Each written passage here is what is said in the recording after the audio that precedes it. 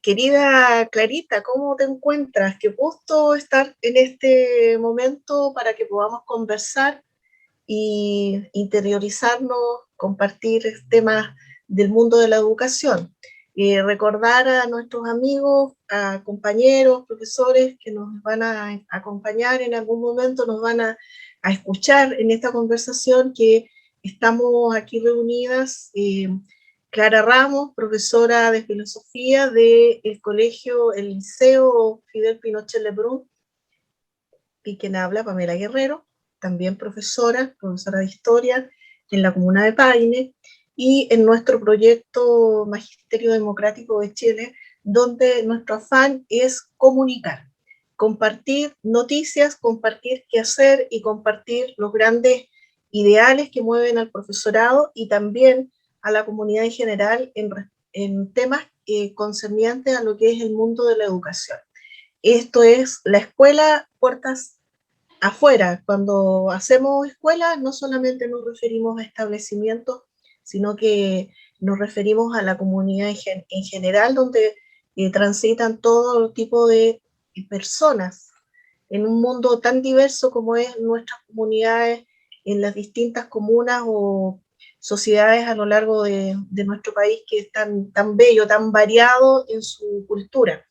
Así que hoy día tenemos un tema en el cual nos queremos concentrar y partimos aquí mostrando, que espero que se vea en pantalla, eh, lo, estoy, lo estoy aquí mostrando, que es el proceso que ha conocido el profesorado a lo largo de su historia, que son las luchas y la organización docente a lo largo diríamos, de todo el siglo XX. De ahí en adelante tenemos un cuadro que es un cuadro sinóptico, donde una línea de tiempo, donde nosotros vamos haciendo recuerdo de cuáles han sido los grandes hitos en que los profesores organizados hemos logrado ir conquistando nuestros derechos y sobre todo mejorando también con esto el quehacer y lo que entendemos por educación pública. Este, este documento está al servicio de todas las comunidades a lo largo de Chile para que todos lo puedan conocer, y queremos partir recalcando de que los docentes organizados a través de distintas, digamos, instancias a lo largo del tiempo han logrado avanzar. Por ejemplo, tenemos en el año 1903 la organización de maestros que se conoció como la Sociedad de Profesores de Instrucción Primaria, que si bien no tenía un carácter reivindicativo, era una mutual para practicar ayuda recíproca entre sus asociados, y fue una, digamos, instancia donde había una fuerte influencia en aquel tiempo de políticas conservadoras. Más adelante, en 1919, tuvimos una federación de profesores de instrucción primaria y se realiza un congreso de educación que jugó un rol muy importante en la aprobación de las leyes que conocemos, que se van a dar el 26, hace poquito, conmemoramos 50, no, celebramos, no es conmemoramos, celebramos desde 1920 a la fecha, tenemos 101 años. Desde el 26 de agosto de 1920 a la fecha tenemos 101 años de la ley de instrucción primaria. Entonces, quiero detenerme aquí, porque si hacemos el recorrido, pasamos por todo el siglo XX y entramos a estos 21 años, en el siglo XXI podemos decir que los profesores a lo largo de la historia sí han tenido un rol muy jugado por la lucha de los derechos de una educación pública en que el Estado sea garante, una lucha en que nos hemos fijado varios aspectos centrales, como es que la educación sea equitativa, que sea justa en su sentido de calidad para todos los hijos e hijas de la población trabajadora, sin discriminación de clase, una educación laica, una educación pluralista, y hoy día hablamos de educación inclusiva. Tenemos una demanda central en este periodo que va desde 1982 en adelante, que se instaló la municipalización, donde los profesores organizados a través del colegio de profesores y también de sindicatos, ¿qué es lo que se ha buscado hasta el día de hoy? Devolverle al país, a los ciudadanos, el derecho a tener una educación pública donde sea el Estado garante y por lo tanto se haga responsable de la administración y de todo el proceso educativo que se tiene que vivir a lo largo del país, en que el derecho fundamental de la educación quede en la responsabilidad del Estado. Estamos en ese proceso. Hemos estado hoy día cruzándonos con un hecho también histórico, inédito va a ser en nuestra historia, y es que por primera vez el pueblo se va a hacer parte directamente responsable en la creación de una constitución que va a estar hecha por el pueblo. Va a ser a través de la convención de constituyentes o constitucional que nace precisamente a causa de que se llama un estallido social del 18 de octubre del 2019, y que desde algunos puntos de vista, como es el caso mío personal, hablo de una rebelión popular, porque es un proceso que viene instalado desde muchos años atrás, donde si bien es cierto, los jóvenes tienen un rol fundamental, porque ellos llevaron, digamos, una acción directa en las movilizaciones por hacer los cambios ahora ya, y no seguir esperando a postergarlo al futuro, en reformas más radicales, y también, por supuesto, revolucionarios. Pero los profesores hemos sido organizados a lo largo de todo este proceso histórico, actores, yo diría, usando la jerga actual, hemos sido actores de primera línea. Así que, Clarita, con todo esto que ya me alargué un poquitito, te dejo la palabra para que conversemos muy en especial de un hecho que se ha generado a través del Colegio de Profesores en este último tiempo, que es un congreso de educación, teniendo presente que no es el único congreso que nosotros conocemos en nuestra experiencia laboral docente. Yo tengo muy presente el Congreso de Educación que se hizo en el año 1996 y el del 2005, si mal no me equivoco. Así que, Clarita, la palabra. Estás muteada, Clarita, cosa que nos pasa muy común, que no, justo se nos olvidó que hay que... estaba justamente muteada, gracias. Bueno, lo primero, saludarles a todos los que estén presentes viendo este programa. Agradecer también a Pamela la posibilidad de manifestar nuestras impresiones sobre cómo estamos viviendo este congreso, que es un congreso a nivel nacional, entendiendo que desde el Colegio de Profesores Comunal San Bernardo se dio la iniciativa de participar con las 41 escuelas y liceos de San Bernardo. Se está debatiendo, se están construyendo propuestas hacia la educación pública para Chile. Es decir, estamos en un proceso muy importante y ese proceso dice relación en cómo los profesores también y las profesoras estamos preocupados de lo que se va a establecer, lo que nosotros podemos reflexionar junto a nuestras comunidades educativas y cómo eso va a ser vinculante con la nueva Constitución.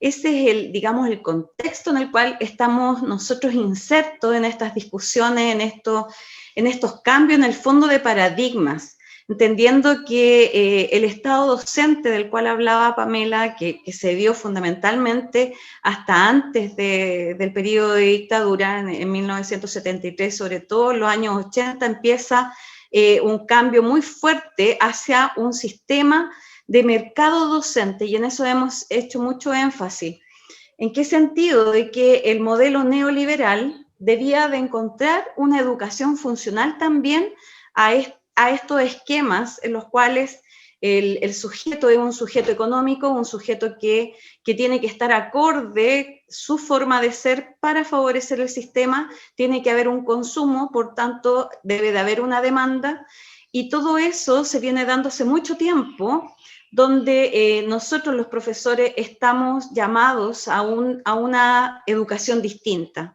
Entendemos que el Estado tiene que tener un rol mucho más activo, garantizando, como decía Pamela, que efectivamente la educación pública llegue a las amplias mayorías y llegue en las mejores condiciones, que sea la mejor educación que se imparta en nuestro país. Entendemos que siempre se han dado proyectos educativos donde las élites, ¿no es cierto?, han determinado el qué hacer. Y los sectores populares han sido marginados de estas propuestas. Por tanto, lo que se ha dado es una situación de avances, pero avances que también tenemos que verlo a la luz de un modelo también crítico. Entendemos que actualmente hay nudos fundamentales que nosotros debemos de reflexionar en este Congreso. Por ejemplo, si estamos de acuerdo o no con un Estado subsidiario.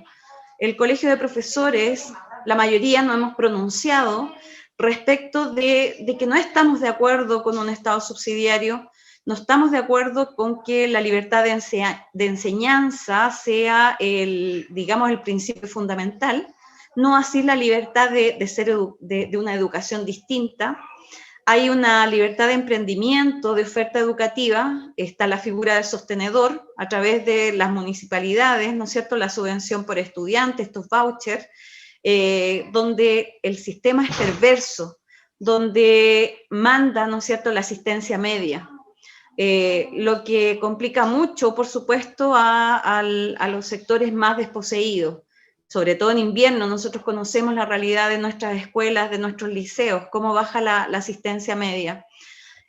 Por tanto, este sistema estandarizado, competitivo, un sistema donde hay un modelo de gestión gerencial, debemos de sustituirlo. Todo esto de las evaluaciones de desempeño institucional y profesional, un sistema muy, muy competitivo, donde la reducción del rol docente ha sido patente, donde se nos responsabiliza a los profesores por la crisis del sistema educativo. Todo esto vinculados a lógicas que distan relación con lo que efectivamente debiera ser la educación, una educación dentro de un modelo distinto, democrático. Esta pedagogía neoliberal la vamos a combatir. ¿Y cómo la combatimos? Justamente adecuando también nuestro currículum nacional. Por tanto, el rol del docente, de ejecutor de contenidos mínimos obligatorios, entre comillas, porque son bastante amplios esos contenidos, pasa a ser un rol distinto, un rol que trabaja en forma interdisciplinaria, interseccional. Por tanto, hay un cambio que estamos proponiendo y somos nosotros los que estamos dentro de este sistema, que estamos trabajando, que tenemos que, junto a estudiantes, apoderados, asistentes de la educación, a organismos todos pertenecientes, ¿no es cierto?, e involucrados con el sistema educativo, tenemos que empezar a considerar, porque son bastante amplios esos contenidos, pasa a ser un rol distinto, un rol que trabaja en forma interdisciplinaria, interseccional. Por tanto, hay un cambio que estamos proponiendo y somos nosotros los que estamos dentro de este sistema, que estamos trabajando, que tenemos que, junto a estudiantes, apoderados, asistentes de la educación, a organismos todos pertenecientes, ¿no es cierto?, e involucrados con el sistema educativo, tenemos que empezar a considerar. Por ejemplo, dentro de nuestro Congreso se habla de dos niveles importantes, dos ejes que debieran centrar la discusión justamente de este proceso. El nivel estructural, decimos, el neoliberalismo fracasó en el mundo y todo el sistema asociado educativo a él. Tenemos que conversar acerca de la propiedad y del financiamiento de los establecimientos educacionales, la gobernanza, el cómo se rigen los establecimientos, el rol de las comunidades, las condiciones de trabajo y desarrollo profesional. Y a la vez también tenemos otro nivel importante que es de los proyectos educativos, es decir, cuál es la educación pública que requiere este nuevo modelo de sociedad, este nuevo modelo de país. Alguien me decía modelo no, porque moldea, porque captura, pero entendemos, ¿no es cierto?, que debe de cambiar el paradigma, y para cambiar ese paradigma tenemos que tener principios rectores. Por ejemplo, ¿cómo entendemos esta educación? ¿Va a ser una educación integral? ¿Va a ser una educación contextualizada, inclusiva, basada en el aprendizaje y el saber que emerge de la comunidad? Yo creo que ese es el punto importante y rector de toda la discusión que estamos dando. A la vez, la política curricular evaluativa que sea coherente con lo que requiere una educación democrática. Y en lo que viene también es importante, a una educación no sexista, cómo avanzamos en el fin del patriarcado. Nuestra sociedad, tanto hombres, mujeres, disidencias sexuales y todo aquel que esté involucrado en la educación, debemos de entender que el sexismo le ha hecho mucho daño. Incluso como profesora de filosofía puedo decir que, y a lo mejor Pamela también podría dar un sinfín de ejemplos, que hay autores vedados, autores que no los vimos en la universidad, que los tuvimos que ver aparte. ¿Por qué? Porque eran autores que justamente contravenían el modelo existente.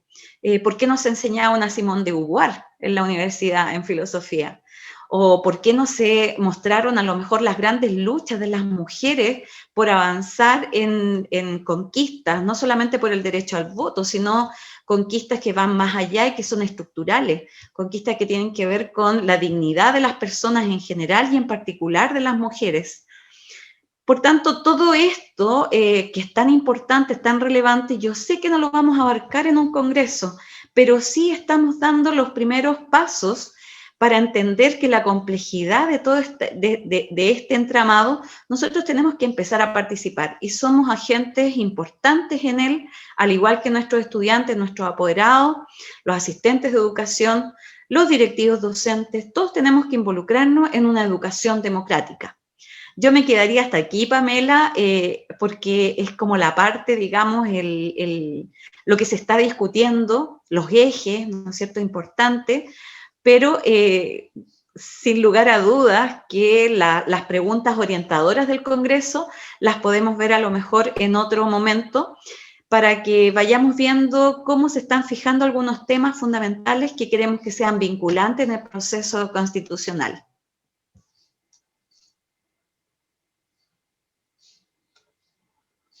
Estás muteada. Ahora tú estás muteada. Ahora soy yo. Una claro. canción que he escuchado por ahí. Efectivamente, estamos en una sociedad construida y que tenemos que desconstruir, basada en una ideología que es el neoliberalismo, donde nos han hecho creer que toda idea socialista es enemiga de la libertad. Pero ha sido precisamente en estas libertades del neoliberalismo donde en toda nuestra dimensión humana nos vemos coartados. Y la primera de ellas, creo, y lo digo en forma muy responsable, es la de vivir en libertad. Para mí vivir en libertad es tener un tránsito en esta vida donde el trabajo, mi comportamiento ciudadano honorable, esté a la altura de lo que el Estado me debe también otorgar, porque yo al rendir, al dar cuenta, puedo decir que hemos dado mucho. La clase trabajadora ha dado mucho a este país, pero las retribuciones que vienen desde el Estado son las mínimas. Conocemos más de la coerción, conocemos más de lo que podríamos llamar la represión del Estado hacia el pueblo que de las garantías. Entonces, ¿de qué está hablando Pamelita? Bueno, estoy hablando de que cuando hablamos del pasado, yo voy a hablar de los años 80 hacia atrás, o de los 70 hacia atrás. Por ejemplo, que estábamos en una sociedad democrática donde también había, ¿no es cierto?, garantías sociales, donde sí habían garantías sociales. Los estudiantes, por ejemplo, tenían que cumplir obligatoriamente con la enseñanza básica, con la enseñanza media, y cuando podían entrar estudios superiores, lo hacían con un financiamiento del Estado, porque las universidades, así como eran colegios o liceos públicos, donde la enseñanza de calidad en términos sociales se encontraban en esos establecimientos, también se daba en las universidades. Por ejemplo, bajo el sistema que se conoció en el último periodo, que era el de, se llamaba financiamiento, donde de acuerdo a la condición socioeconómica de cada estudiante, ellos podían entregar pagaban una cuota diferenciada. Se conocía como en el fondo arancel diferenciado. Pero a partir del año 82 en adelante, se crea este sistema de privatizador, donde las universidades pasaron a ser universidades de mercado, donde los colegios pasaron de la enseñanza básica y media, pasaron a ser entregados a empresarios subsidiados, para que ellos se hicieran cargo de la educación, y con el paso de estos 30 años y más, ¿con qué nos encontramos? Con que tenemos claramente educación para ricos y para pobres. Y nos hemos segregado.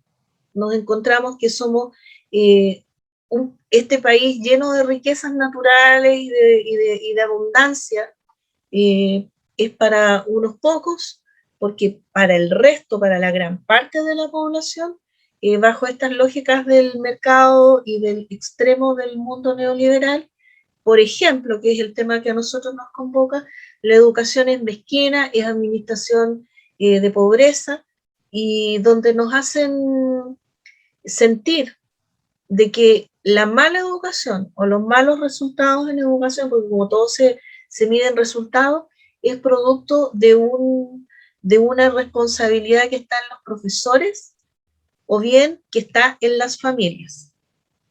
Entonces, esos son conceptos ideológicos que yo espero, de manera simple, como lo estoy diciendo, de que esto llegue a las comunidades y lo entiendan. ¿Por qué queremos cambiar la Constitución? ¿Por qué queremos que la Constitución haga la ley matriz para de aquí a las generaciones en el futuro no se vean disminuidos, restados en sus libertades? Porque si yo sueño y quiero construir una sociedad, tengo derecho a hacerlo con el máximo de las potencialidades. Pero vuelvo al punto que te había señalado. Yo cada vez veo que hay más juventud frustrada. Porque en este sistema neoliberal, la ideología que te ofrece es falsa. Tú no encuentras libertad. Lo que encontramos son restricciones, limitaciones. Y eso es fundamental que lo cambiemos hacia el futuro. Porque el ser humano, no, desde una mirada cristiana, bien dice que es un ser infinito en sus posibilidades.